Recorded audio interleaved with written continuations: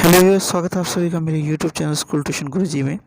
आज हम बात करेंगे कार्यपत्रक 5 की, जो कि 7 अक्टूबर के लिए जारी किया गया है। ये कक्षा 8 के विज्ञान विषय की एक वर्कशीट है। यहाँ बच्चे अपने नाम लिखेंगे और यहाँ अपने कक्षा अध्यापक का नाम लिखेंगे। तो हमारा चैप्टर चल रहा था सूक्ष्म जीव, दोस्त एवं मित्र एवं शत्रु, और आज हम पढ़ेंगे सूक्ष्म जीवों के हानिकारक प्रभावों के बारे में। तो आइए देखते हैं सूक्ष्म जीवों के क्या क्या हानिकारक प्रभाव होते हैं।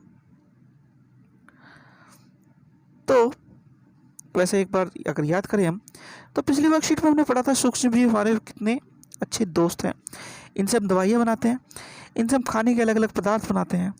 तो ये क्या हुआ, हमारे एक तरह से हमारे लिए एक तरह से फ़ायदेमंद हुआ, लेकिन ये नुकसानदायक भी हैं।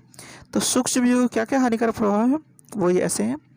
जैसे कि पहला प्रभाव ये है, ये क्या करता है, खाद्य पदार्थों को खराब या संदूषित किया कर देता है, यानी खराब कर देता है एक तरह से, या हमारे इस्तेमाल करने लायक नहीं रखता। आपने देखा होगा कि अक्सर खाने को ढक के रखने की सलाह दी जाती है। वो इसलिए दी जाती है क्योंकि जो मक्खी है हमारी, जो हाउस फ्लाई जिसे कहते हैं, घर में जो मक्खी घूमती है, वो क्या करती है, वो अपने पंखों में बहुत सारे सूक्ष्म जीवों को लेकर घूमती है, और जब वो खाने बैठती है तो खाना प्रदूषित हो जाता है, ख़राब हो जाता है। या किसी वस्तु को हम कुछ समय के लिए अगर बाहर छोड़ दें, जैसे कि आपका ब्रेड हुआ, रोटी हुआ, इस तरह की चीज़ हुआ, तो उसमें फफूंद सी जमने लगती है। वो क्या है, वो खराब कर देती है खाद्य पदार्थ को। ठीक है बच्चों।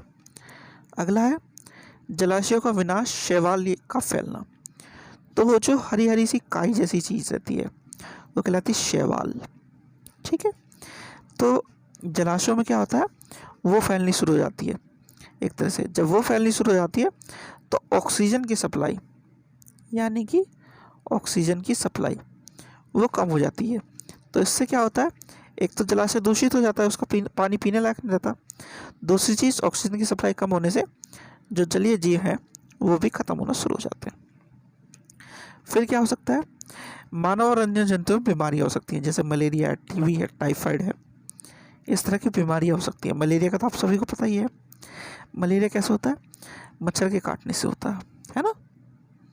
और क्या हो सकता है, कवक द्वारा कपड़े, चमड़े और कागज़ को संदूषित करना। तो आपने देखा होगा कभी कभी अगर आप कपड़ों को कुछ समय के लिए ऐसे ही छोड़ दो, तो उस पर सफ़ेद सफ़ेद से पाउडर जैसी चीज़ें सी आ जाती हैं, वो कहलाती है कवक। ये क्या करती है, ये कपड़ों को ख़राब कर देती है। ये भी ऐसे ही जैसे है, जैसे खाने के ऊपर आ जाती है फफूंद सी। ठीक है बच्चों। फिर है पौधों में बीमारी।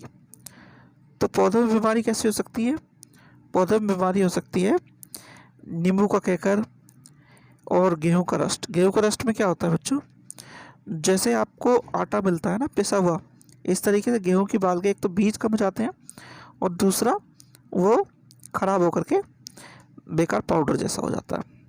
ठीक है। चलो तो आगे देखते हैं, आगे क्या कहता है ये। आगे कह रहा है, अब तक हमने उपयोगी सूक्ष्मजीवों और उनके औषधि एवं अन्य उपयोगों के बारे में जाना। इनके अलावा कुछ सूक्ष्मजीव हमारे लिए अनेक प्रकार से हानिकारक भी होते हैं, जैसा कि ऊपर दर्शाया गया है।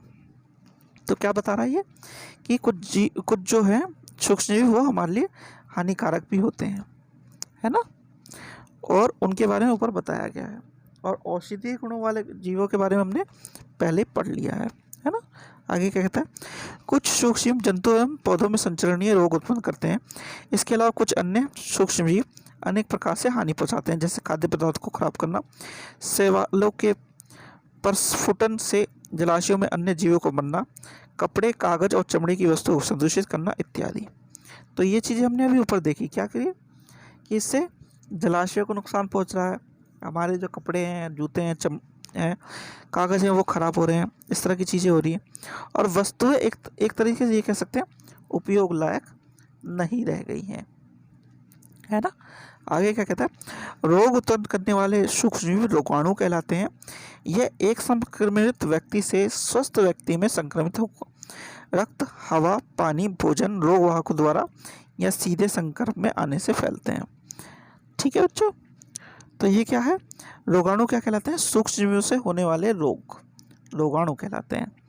और एक व्यक्ति से संक्रमित व्यक्ति से तक कैसे फैलते हैं, जब ये वो व्यक्ति सीधे संपर्क में आए या रक्त, हवा या भोजन, पानी के द्वारा संपर्क में आए। ठीक है बच्चों। तो बच्चों ये तो बात हुई सूक्ष्मजीवों के हानिकारक प्रभाव की। आइए जरा प्रश्नों को देख लेते हैं।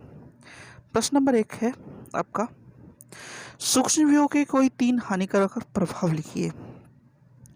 तो सूक्ष्मजीवों के हानिकारक प्रभाव हमारे पास ये रहे, इनमें से कोई 3 आपको जो आसानी से समझ में आते हो, अच्छे लगते हो, वो लिखिएगा। ठीक है बच्चों, चलिए आगे देखते हैं। प्रश्न नंबर 2 है, भोजन को ढककर रखने की सलाह क्यों दी जाती है।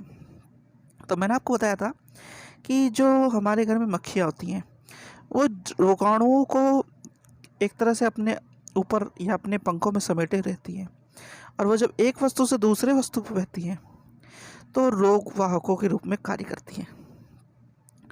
तो जब वो रोग वाहक के रूप में कार्य करती हैं तो वो भोजन को दूषित कर देती हैं, जिस कारण वह रोगाणुओं से संक्रमित होकर के हमें नुकसान दे सकता है। तो इसीलिए भोजन को ढककर रखने की सलाह दी जाती है। अगला प्रश्न है, रोगाणु किन्हें कहते हैं, ये संक्रमित व्यक्ति से स्वस्थ व्यक्ति तक कैसे फैलता है। तो रोग उत्पन्न करने वाले सूक्ष्मजीवी रोगाणु कहलाते हैं। ये एक संक्रमित व्यक्ति से स्वस्थ व्यक्ति में संक्रमित रक्त, हवा, पानी, भोजन या रोग वाहकों द्वारा या सीधे संपर्क में आने से फैलता है। ठीक है बच्चों। क्वेश्चन नंबर 4 है, सूक्ष्मजीवों से होने वाली 2 बीमारियों के नाम लिखिए। तो सूक्ष्मजीवों से होने वाली 2 बीमारियां ये रही आपकी मलेरिया, टीबी, टाइफाइड। ठीक है, इनमें से 2 आप लिख लीजिएगा, कोई 2।